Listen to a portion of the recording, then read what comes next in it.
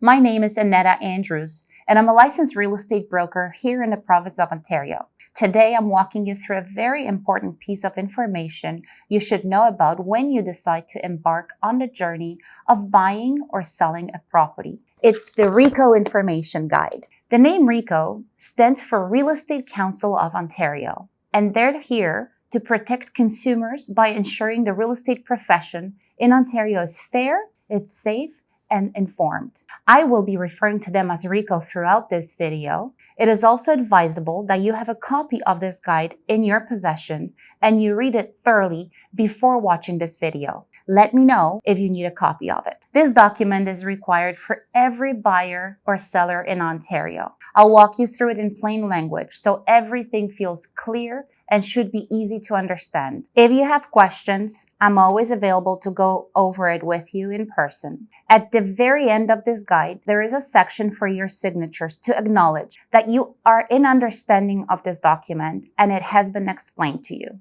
You're receiving this guide because you're either thinking of working with me or I'm representing someone else in a transaction and you may receive assistance from me. Every real estate agent in Ontario is required by RECO to walk clients through this guide. It helps you understand how the agent-client relationship works and the choices you have and the rights. Let me begin by walking you through the first section on page 2 and 3, which talks about working with a real estate agent and what that means to you. It is important for you to know that whether you're buying or selling, a licensed real estate agent provides expertise, access, protection, and guidance. If you're a seller, your agent helps you with things like, but they're not limited to, understanding market condition, pricing and preparing your home for sale, marketing the property with photos, video, and showings, vet potential buyers to make sure they can afford your home, handle offers for you, negotiate the best price and terms, guide you through the paperwork and closing. If you're a buyer, your agent helps with things like, but they're also not limited to, understanding what you can afford, find suitable homes and neighborhoods, review zoning and property details, protect your information in competitive offer scenario, negotiate price and terms, guide you through conditions and closing, connect you with inspectors, lawyers, contractors, mortgage brokers, etc. You may wonder, what are my responsibilities to you? And I do have an answer for that as well. As a client, you receive 4 major protections. Undivided loyalty. Your interests always come first, above anyone else's. Full disclosure. So anything I know that could affect your decision must be shared with you. Confidentiality during and after. Your motivation, price limits, personal details, or conditions remain private and protected. And I have to avoid conflicts of interest. If a conflict arises, I must disclose it and cannot continue until you agree in writing. This guide also tells you that you have responsibility as a client, and that's on page 3. Your responsibilities are following: share any information that could affect the search or the sale of the property,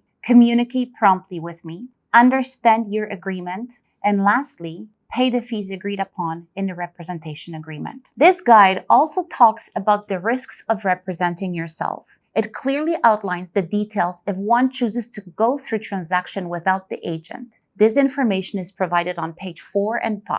Know that if you represent yourself, you carry 100% of the responsibility, including researching the zoning and property issues, determining the value, handling bidding situation, drafting and negotiating your own documents, protecting your own interests. And remember, if the other side has an agent, that agent is legally obligated to act in their client's best interest, not yours. Anything you tell them, your motivation, price, limits, concerns, must be shared with their client. You will be asked to sign a form acknowledging that you understand these limitations. This will be emailed to you.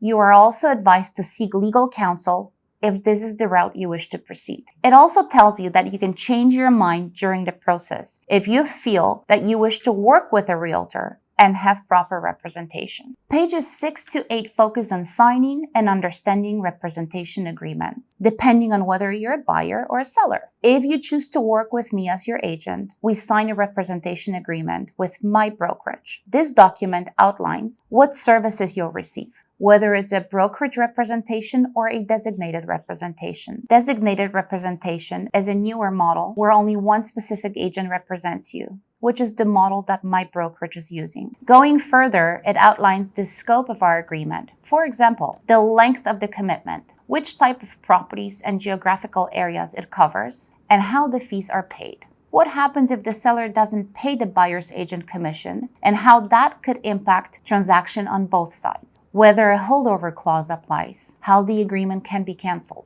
The guide also brings to your attention two scenarios that you should be aware of. One is the multiple representation, and two, changing your designated representative, and what can be done in each scenario if that arises. Please note that this agreement protects both of us and ensures we're fully aligned in expectations. What is multiple representation? Please refer to page 9 and 10. Multiple representation means the brokerage or sometimes the same agent represents more than one client with competing interests in the same transaction. RECO requires us to provide you with full written disclosure, your written consent, and a confirmation that you understand the risks. In other words, you will be presented with more paperwork. What is my role in multiple representation? Well, I must remain neutral and cannot give advice about price or negotiation strategies. Your confidential information remains protected. It is also important for you to know that the guide tells you that you may choose to decline, and we'll discuss the alternative if that happens. Finally, this guide mentions the concept of open bidding or open offer process, and that's on page 10. Buyers in Ontario who have made an offer on a property are entitled to know the number of competing offers. The sellers can decide how much information about the offers they want to share, if any at all. And on the flip side, buyers can decide whether they want their offers shared or not. The guide also mentions that you can change your mind about that at any time. In case you need to make a complaint about the real estate service, all the necessary contacts are contained on page 11. The guide advises you that you should take the following steps. Number 1, speak with the brokerage, the broker of record, since most issues can be resolved quickly. Alternatively, if you need to, you can file a complaint with RECO, who oversees the real estate agents in Ontario.